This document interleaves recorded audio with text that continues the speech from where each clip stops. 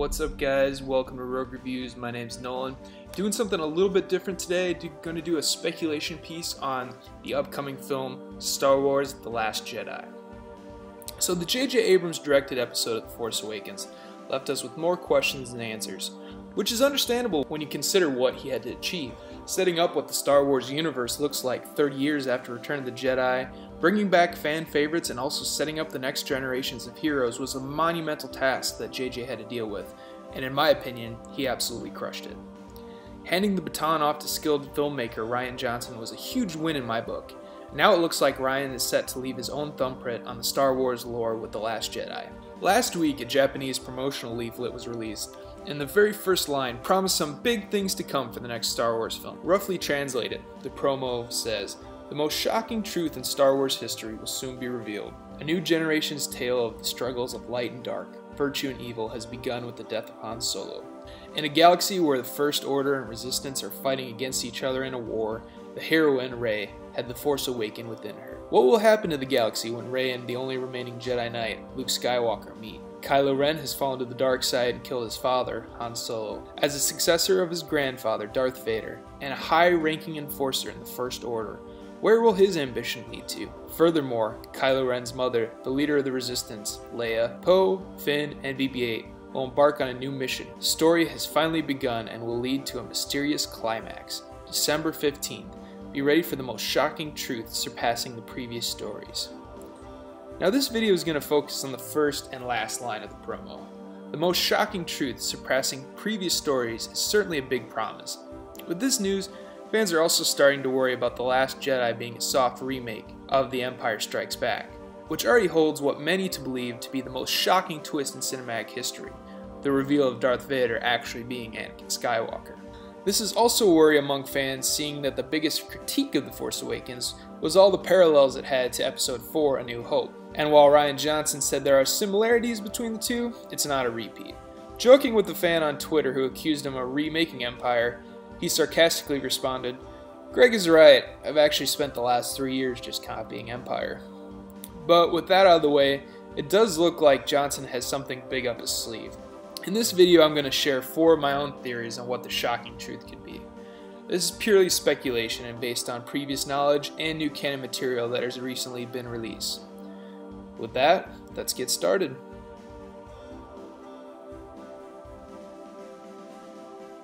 One of the biggest, if not the biggest question left by Episode 7 is the mystery of Rey's parentage.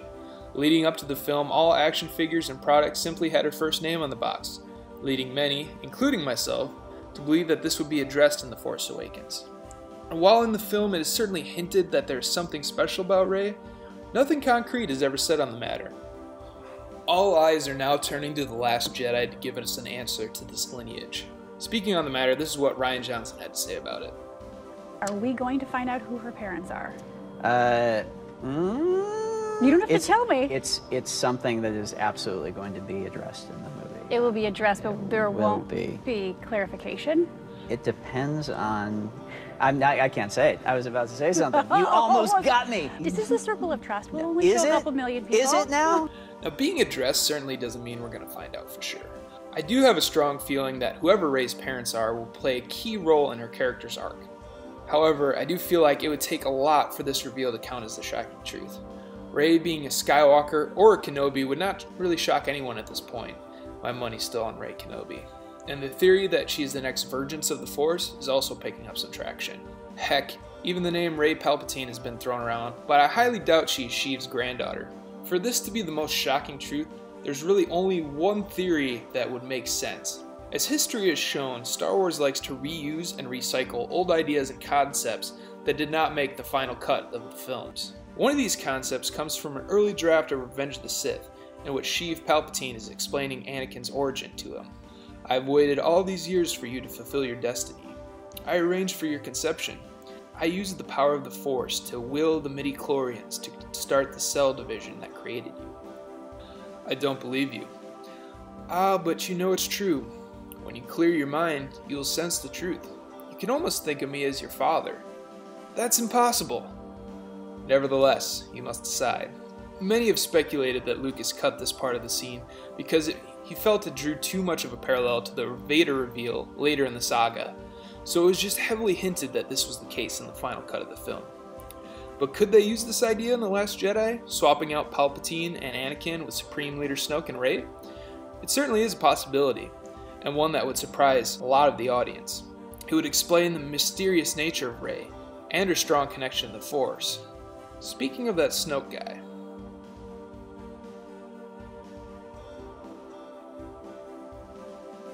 another new addition to the Star Wars lore that is shrouded in mystery is the leader of the First Order, Supreme Leader Snoke.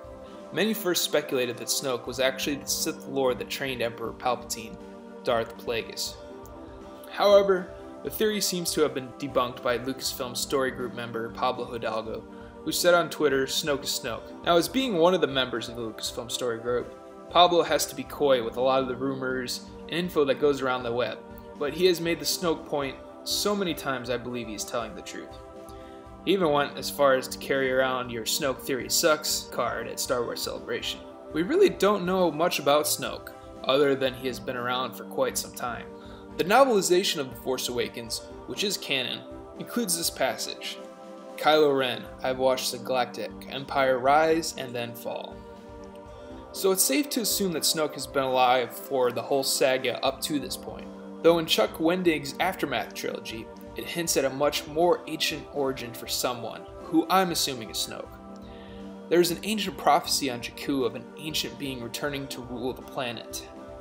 The book also sets up the origins of the First Order, which is basically a select group of Imperials with a crew of highly trained children that includes the young Captain Phasma and General Hux, that are sent into the unknown regions of space, which has been mapped out for them by fan favorite Grand Admiral Thrawn.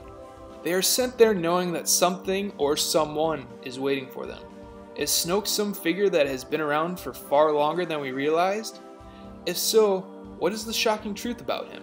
Another thing we know about Snoke is that he's not a Sith, and sees Kylo Ren as the perfect balance between the light and dark side of the Force. This also brings in the question of who the Knights of Ren are. Is it an ancient order predating the Sith, or something new altogether? In the same Aftermath trilogy, Chuck Wendig sets up a group called the Acolytes of Beyond, which feels like a precursor to the Knights of Ren.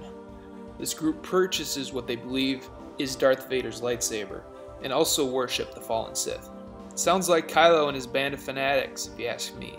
So what would the shocking truth be surrounding Snoke? I can only speculate that it is something where it is revealed that Snoke is from an order more ancient than the Sith, and has been around much longer than we even imagine. Not only would this up the stakes for most of the heroes, it would add a new and deep wrinkle into the Star Wars lore. And with so little being known about him, I feel like we're going to learn some key plot points about Snoke no matter what happens in The Last Jedi. Speaking of the title character in the next film,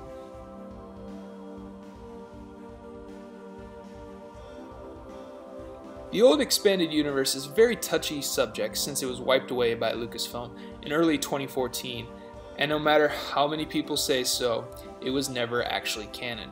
George Lucas hated much of it and considered them kind of Elseworld tales. One of the biggest differences between the old expanded universe of Star Wars lore and the new canon lore is the handling of Luke Skywalker.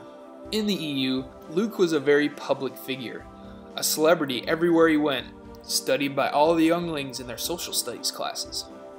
This always didn't really sit well with me as it felt too real world and not like Star Wars, which is also a recurring problem I had with the whole EU. So in The Force Awakens, when Rey utters the line, "Luke Skywalker," I thought he was a myth. I breathed a huge sigh of relief knowing that they were doing the right thing with the character. But even I was surprised of how little we know of where Luke went after Return of the Jedi. Here's what we do know. Luke briefly shows up at the end of the comic Shattered Empire, which tells the tales of the moments right after Return of the Jedi. In the comic, Luke is accompanied by Poe Dameron's mother and hunts down two Force-sensitive trees that used to be at the heart of the Jedi Temple on Coruscant. He keeps one for himself and gives the other to Poe's mother. Han Solo establishes in The Force Awakens that Luke indeed did keep his promise to Yoda and start training new Jedi. Luke's new Jedi Order was destroyed by whom we assume was his nephew Ben Solo, who was corrupted by Snoke and became the Dark Warrior Kylo Ren. In the book Bloodline by Claudia Gray, it is revealed that Luke is still training Ben Solo, who has not become Kylo Ren yet. This is interesting because the book takes place only 5 to 6 years before The Force Awakens, and many people, including myself, thought Kylo had turned on Luke when he was much younger, and that Luke had been in exile for much longer than he has been. An important thread that has been weaving through the new canon is the hunting down of important Jedi and Sith artifacts. Kylo Ren is obsessed with finding any artifacts belonging to Darth Vader. Luke seems to hunt down artifacts that were important to the history of the Jedi, as the Empire destroyed much of the information when they took over the galaxy. In his journeys, Luke hunted down and wound up finding the first Jedi temple on the island of Ahch-To, where Rey finds him in The Force Awakens. And in the trailer to The Last Jedi, we see what might be the first paper books in the Star Wars universe. This is significant seeing how ancient these books have to be.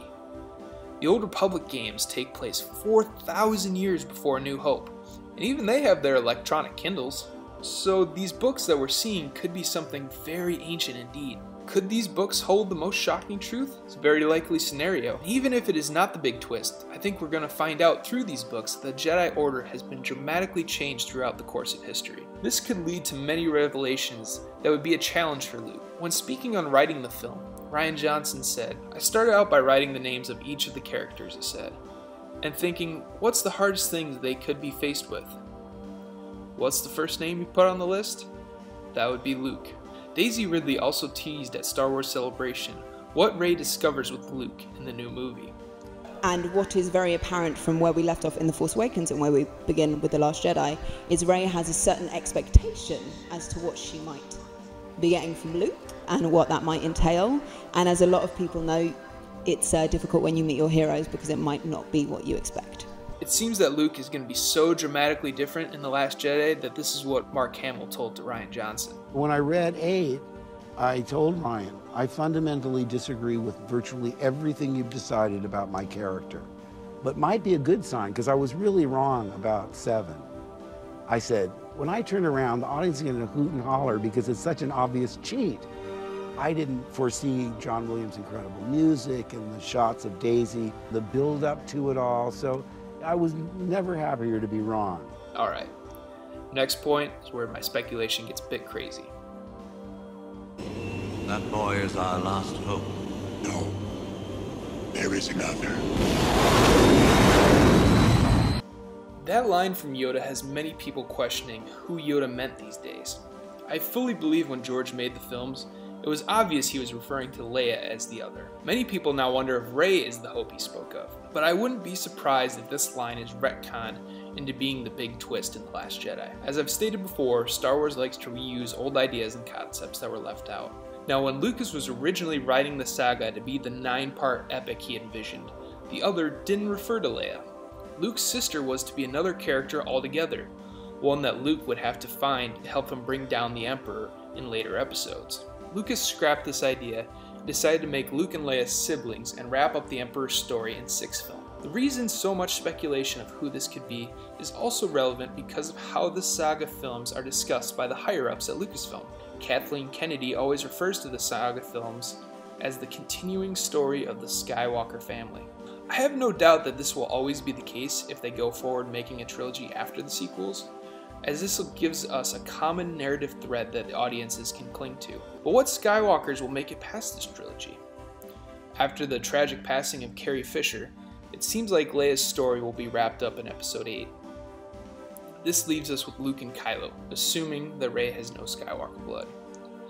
Luke might be alive at the end of 9, but even if he isn't, they can always bring him back as a Force ghost. Kylo is an interesting proposition, given the fact that we're not sure where his character will be at the end of this trilogy. He may be redeemed, or he may just be the tragic villain of the sequels. It's because of these reasons I believe they will use the Yoda line to introduce a new Skywalker in The Last Jedi. This idea could be introduced in the sequel trilogy in 2 ways. First, it could be revealed that Luke indeed has produced some offspring, and he has hidden them away from Snoke and Kylo Ren. This could set up a Master Rey and young Skywalker apprenticeship that could continue into the future, keeping the Skywalker line going strong. It would also increase the chances of bringing back fan favorite Mara Jade from Legends, or at least a Mara Jade type character. This would give Lucasfilm plenty of story material that they could use for backstories of Luke and Mara, and would increase the tragic events that have fallen on Luke throughout his life. The other option is a bit more radical.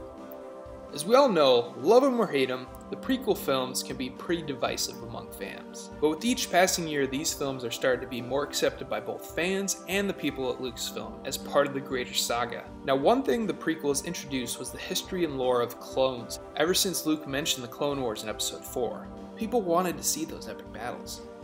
In Episode 2, we were introduced to the science behind the clones on Kamino. Kylo Ren even mentions to General Hux in The Force Awakens that maybe Snoke should reconsider using a clone army. So what if the new Skywalker is a clone of someone we've already met? Now, the most logical choice for this would be a clone of Anakin Skywalker. As we know, Palpatine knew that Anakin would make one of the most powerful Sith Lords ever. But with him losing much of his limbs on Mustafar, he became a weaker being than what the Emperor had originally intended. It would make sense that he would try to clone Anakin to try to make that powerful Sith. Now, having said that, it was really never made clear if one could clone Force sensitivity, but as we all know, the dark side of the Force is a pathway to many abilities some consider to be unnatural. This would set up a fascinating scenario where Luke could come across a younger version of his father that he needed to train. This would also give Lucasfilm the ability to give Anakin the image many fans feel he deserved, and that he did not necessarily get in the prequels, while not necessarily sending him down the same story arc as the original. This story point would also raise the stakes for Kylo, knowing he has to become more powerful to take down Anakin or seduce him to the dark side as he originally had been. Young Anakin could then be the focal point of episodes 10 through 12 as the adventures of the Skywalker line could continue. This would certainly qualify as a big twist that would send shockwaves throughout the Star Wars fan communities and have us speculating how the yet untitled Episode 9 will end the trilogy. Alright guys, those are my theories for what the shocking truth in The Last Jedi could be. Be sure to comment on what you think it could be, as well as what you were most looking forward to in The Last Jedi. Be sure to subscribe to Rogue Reviews for more awesome content, and remember, The Force will be with you, always.